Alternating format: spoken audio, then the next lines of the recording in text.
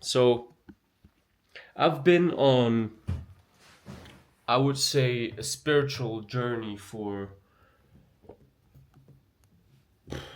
you could say, like for 10 years. I really started to sort of wake up when I was 16 years old, and I understood that the world around us is not the thing that it seems to be, right?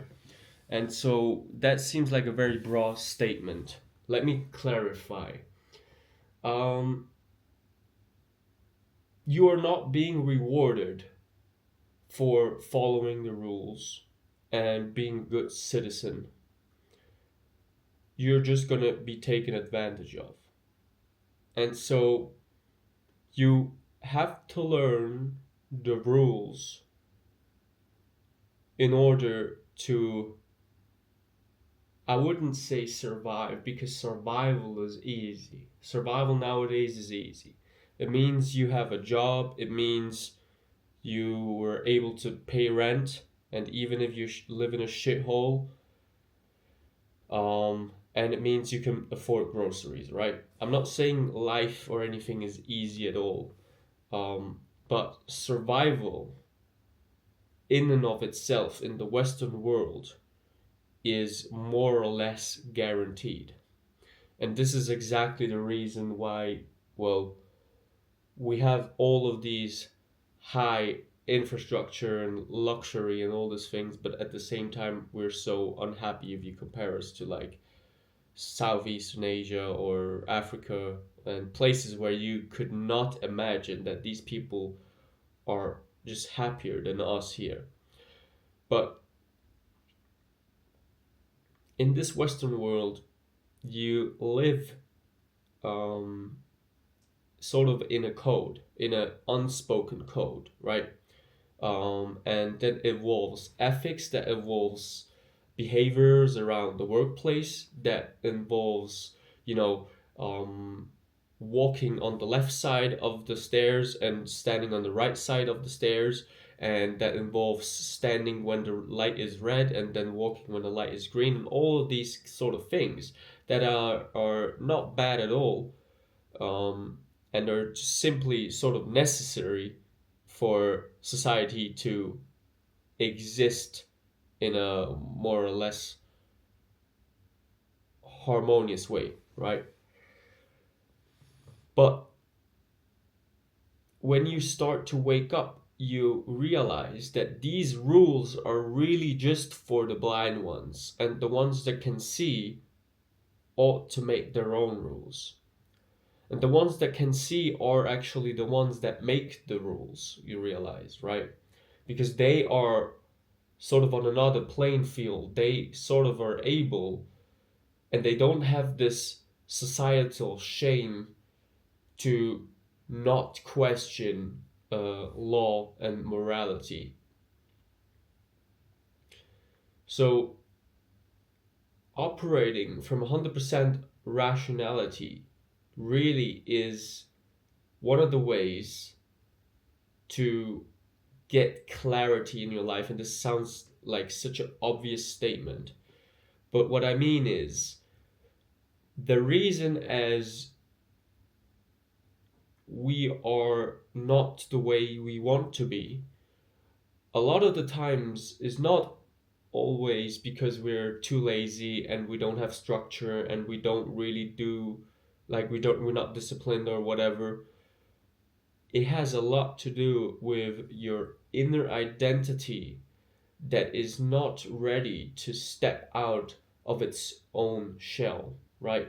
There is still some shame and some fear attached to changing in a particular way, because you might sense your own development as a threat to yourself from the past, because yourself from the past has experienced the trauma, and you don't really know what that is. You cannot really spell that out loud, what that trauma really is or what that trauma has caused.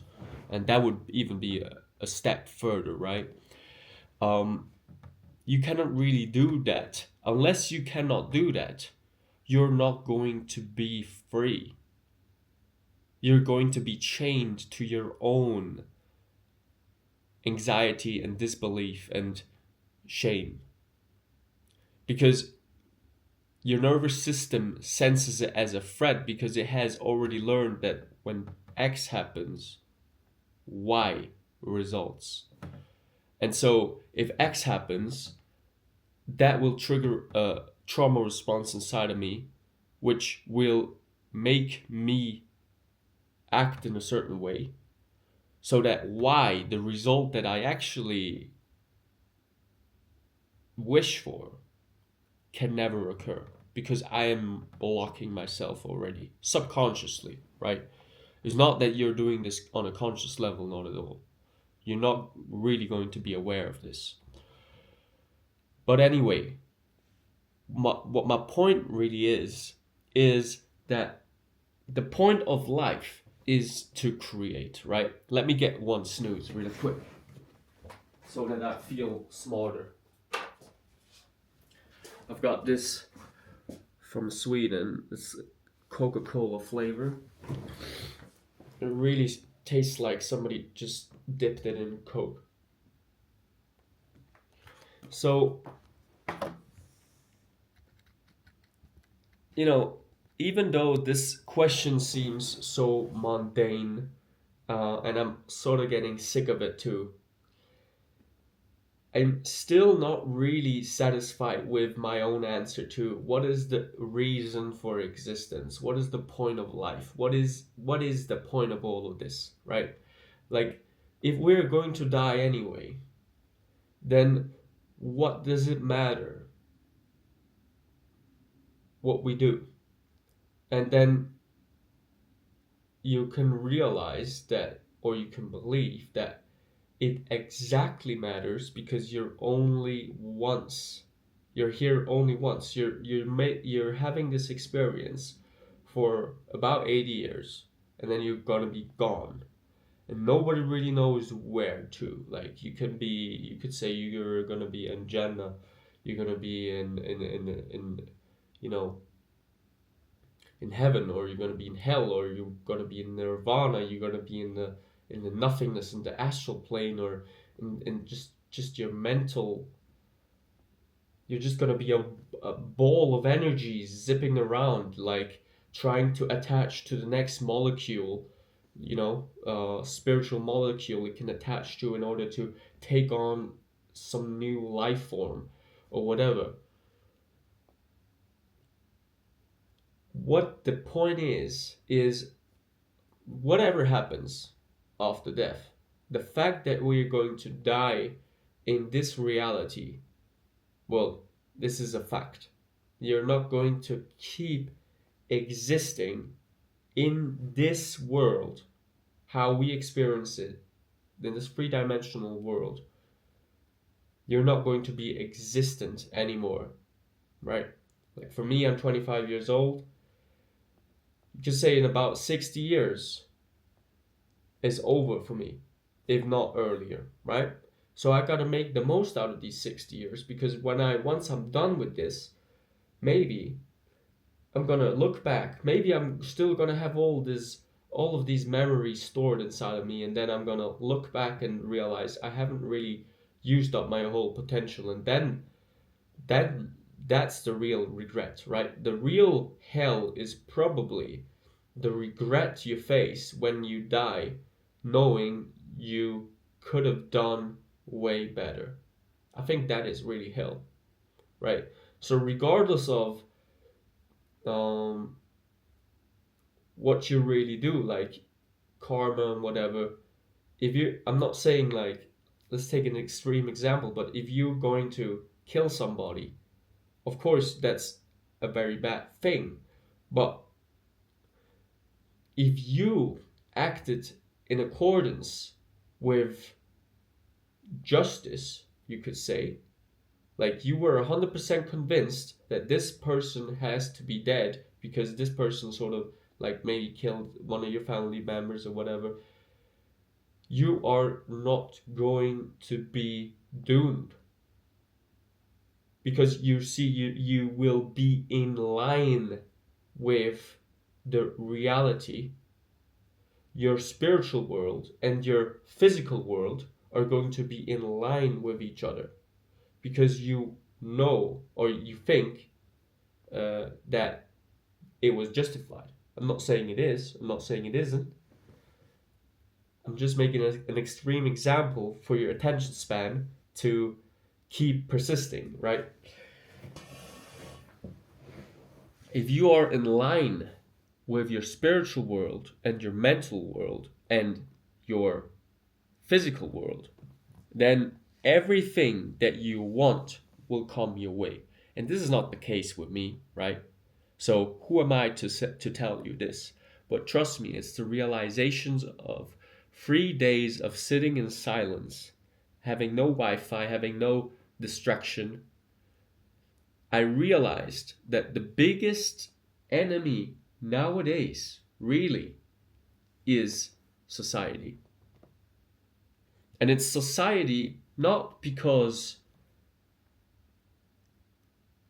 society is willing to harm the individual, but because society, when you break society down, we are all individuals, but we do not act like individuals because we are in this fear. We are locked, we are trapped in this fear and in this shame of being our true selves, being authentic, because we think it's probably, rude, or it's not going to be accepted, and you want to survive, meaning you want to be a part of the group and you want to fit in, and that's why you merge yourself into something that you really are not, right? And that's the biggest trap. That's one of the biggest traps. Like, one of the first steps for self-development is realizing that a lot of the things you do really is for validation, is for, I mean, in a case of a man, it's for attracting females. Or maybe you've got some leader, you've got a coach, and you want to impress them.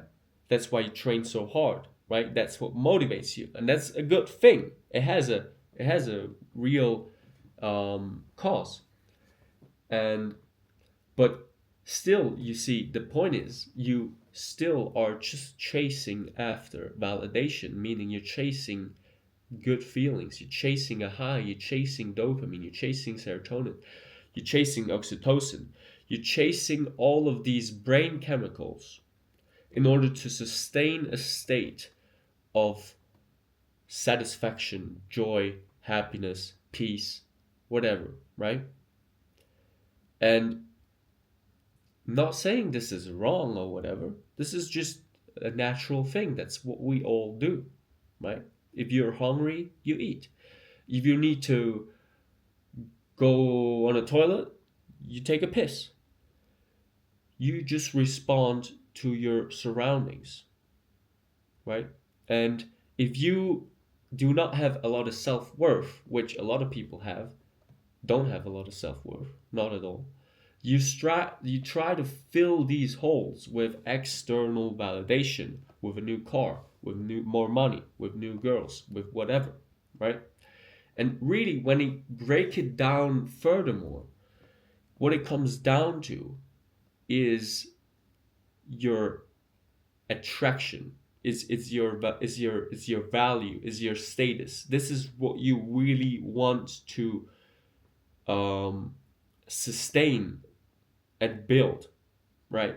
And if you cannot do that, you're going to find other ways in order to numb your pain for that exists, because you are not striving for your purpose, or you might not even know your purpose yet, right?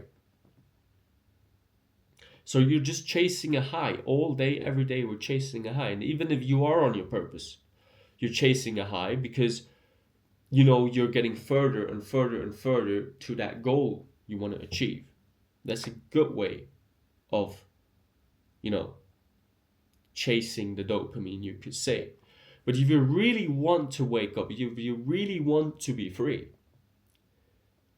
you need to put it all down, and then sit there in silence and realize that you're sort of like a chicken without a head. You're running around looking at what seems fun, what seems easy, what seems available, what are the other people doing.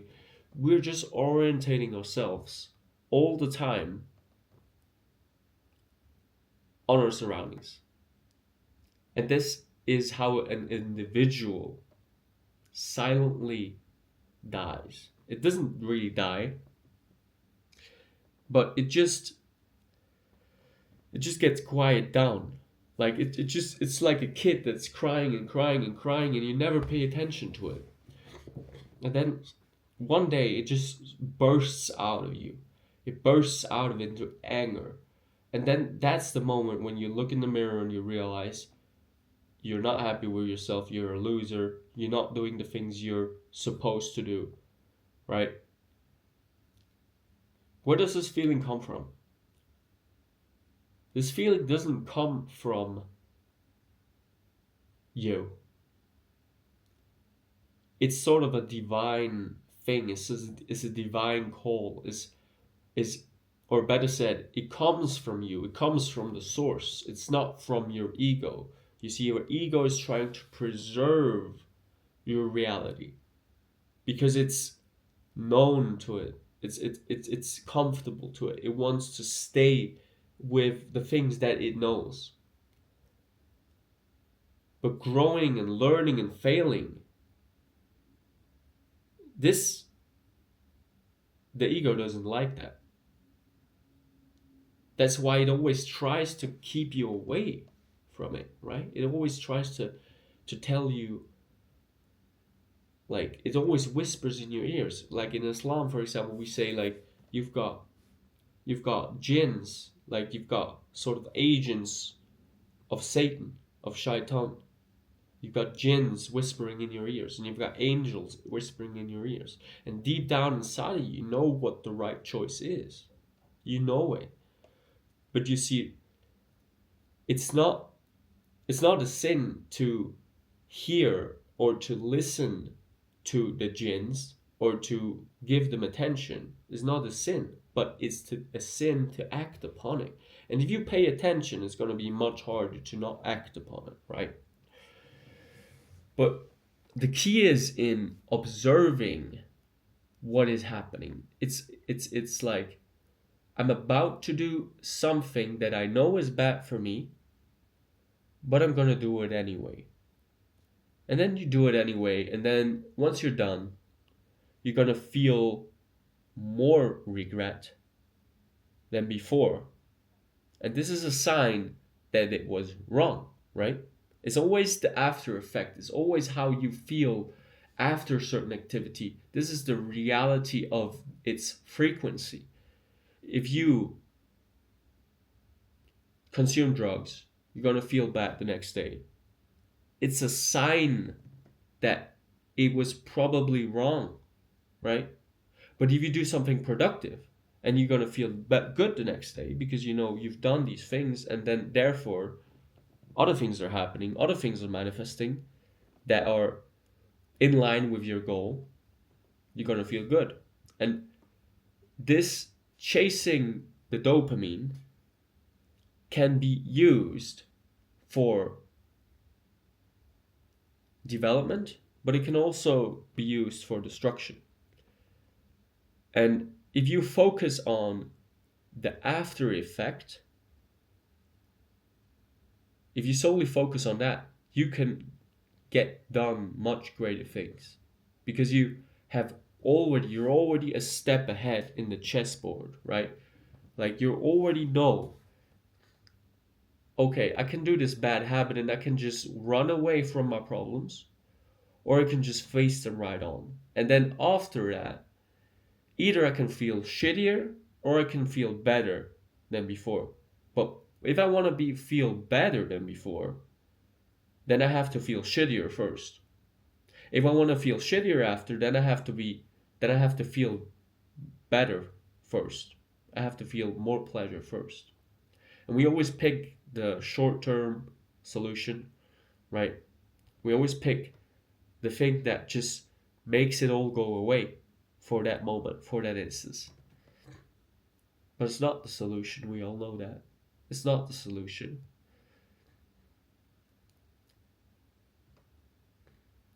Lust is the enemy. It's the biggest enemy for a man there is in this world. Lust can make you into somebody you have never thought you're gonna be, right? And if it gets out of control, you are out of control. So this machine that we all live in, this body, this is nothing more than a computer. It's nothing more than a car. It's a vehicle. It's a it's a it's a tool to interact with the world in this three-dimensional meat soup. And it has biological cravings and urges. And you cannot neglect them. You cannot run away from them. This is the software that is installed in your biology. You cannot change the software. But what you can do is you can realize its bugs, right? Given to your reality that you want to create. And so if masturbating in the morning is a bug, then stop doing it. Fix the bug. And you don't fix the bug in trying to just delete it. You're going to fix the bug in realizing its cues, its triggers. When is the script activated? In which moments? And these are the moments where you need to be strong. You don't need to be strong all the time. It's impossible. But you need to be strong in these moments when you realize this is a trigger. There's something going on. And I don't like it. And this is exactly the moment when you need to sit in silence, shut your head down, like shut off your head, meditate for 10 seconds. Just close your eyes, meditate, breathe in deeply. And then you sit there for another 10 seconds and you will realize whatever you just wanted just disappeared. It just disappeared. And then you realize this is not really something that you created. It's not something that just you want. It just happens. It just comes to you because you attract these sort of things based on your behaviors from the past, which makes your frequency rise or frequency, fall. And if your frequency is low, you're gonna have impulses that are lower in nature, right? Like sexual urges, whatever. So lust is the lowest vibration. It's the lowest vibration. It's even lower than shame, I think. I'm not really sure. I'm gonna check that. But lust is definitely one of the worst vibrations that you can be in. And there's a time and place for it. Don't get me wrong. I'm not saying you need to be a monk or asexual or whatever. But when it takes too much control, and it can very easily do that because once you realize most of the 99% of the things you do all day every day is because you want to attain some sort of status, attractiveness, in order for you to fulfill your lust, then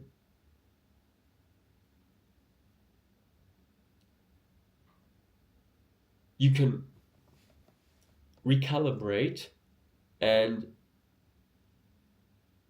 sit there and think that if lust is the only thing that you're chasing after, this high, such as anything else, like listening to a song 5 times in a row, or changing the song in the middle of it because you're just too impatient to listen to the end and you want to listen to another song, and then you realize once you listen to that other song, oh, it's really not that great.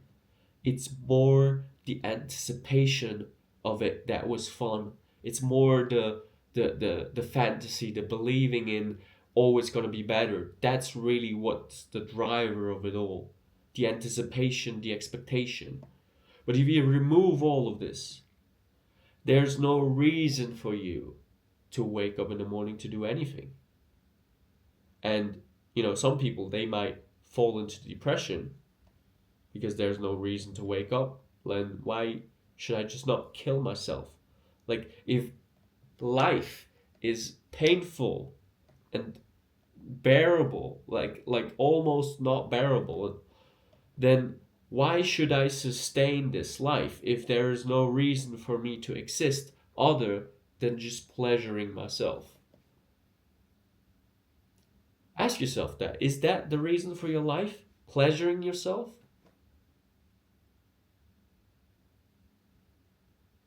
And then you realize, oh, this is really what makes you miserable. And once you start to pleasure others, that's when you realize you start to be actually happy, because you bring value. Like, lust doesn't bring any value besides creating a life, which is the strongest form of energy that you put out into this world. It's your semen, it's your seed, it's your bases. You need to keep that in order to be on your purpose, in God's hands. Because if not, if you're just wasting it all around you, you're just emptying the tank. You're just emptying the tank for nothing and nothing and nothing. For your own self-pleasure, right? Everything in the universe transmutes. Like, energy cannot be destroyed. It can only be reformed. And so you put out this energy, you spill your semen, and then you receive pleasure. You receive oxytocin and all of these endorphins in your body. Like, you give something, you receive something. You receive pleasure for giving life. But when you're masturbating, you're not giving life, you're just wasting it. And